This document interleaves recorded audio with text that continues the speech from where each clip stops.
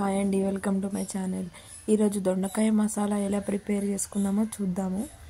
ఇది కట్ చేసింది అయితే నేను చూపెట్టలేదండి.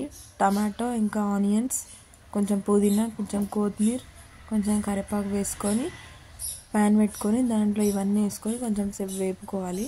వేపుకున్న తర్వాత చింతపండు నానబెట్టుకోవాలి, కొబ్బరి పొడి, గరం మసాలా, నువ్వుల పొడి కొంచెం వేసుకోవాలి. మిక్సీ పెట్టుకొని ఇంతకుముందుకు ఫ్రై చేసుకున్న ఆనియన్స్, టమాటో ఇవన్నీ వేసుకోవాలి. అందులో ఇవన్నీ వేసుకున్నాక కొంచెం చింతపండు, కొబ్బరి పొడి, గరం మసాలా, నువ్వుల పొడి అన్నీ వేసుకొని కొంచెం పసుపు వేసుకొని కొంచెం ఉప్పు, కారం అన్నీ ఇందులోనే వేసుకోవాలండి. మళ్ళీ కొంచెం గరం మసాలా కూడా వేసుకోవాలి. ఇవన్నీ వేసుకొని మిక్సీ పట్టుకోవాలి.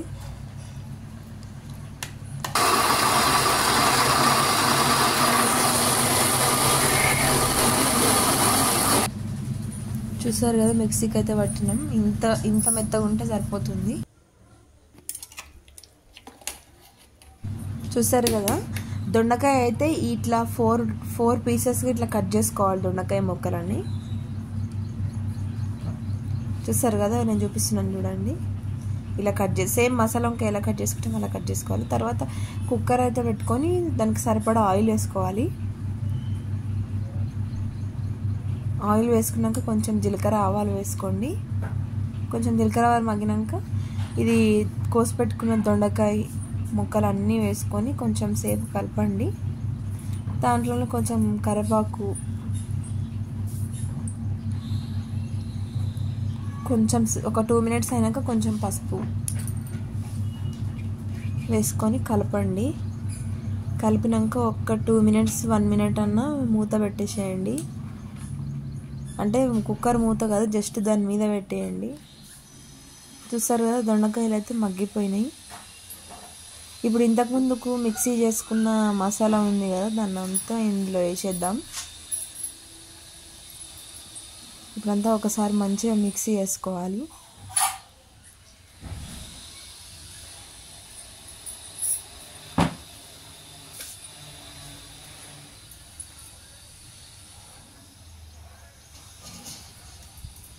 ఇప్పుడు కుక్కర్ మూత అయితే కొన్ని వాటర్ వేసుకోండి. కొన్ని వాటర్ వేసుకున్నాక కుక్కర్ మూత టైట్గా పెట్టేసేయండి. 3 విజిల్లు వచ్చే వరకు కాదండి. 3 విజిల్లు వచ్చినాయంటే దొండకాయ మంచిగా పర్ఫెక్ట్గా ఉడుకుతుంది. మరీ మెత్తగా అయితే కూర లెక్క అయిపోతుంది. 3 విజిల్లు చాలు. 3 విజిల్ల తర్వాత కుక్కర్ మూత తీసి చూడండి. చూసారు కదా, దొండకాయ కర్రీ రెడీ అయిపోయింది. మీకు నచ్చినట్టయితే లైక్ చేయండి, షేర్ చేయండి, సబ్స్క్రైబ్ చేయండి. ఇందులో ఏమైనా తప్పు ఏమైనా ఉంటే మీరు కామెంట్ కూడా చేయండి.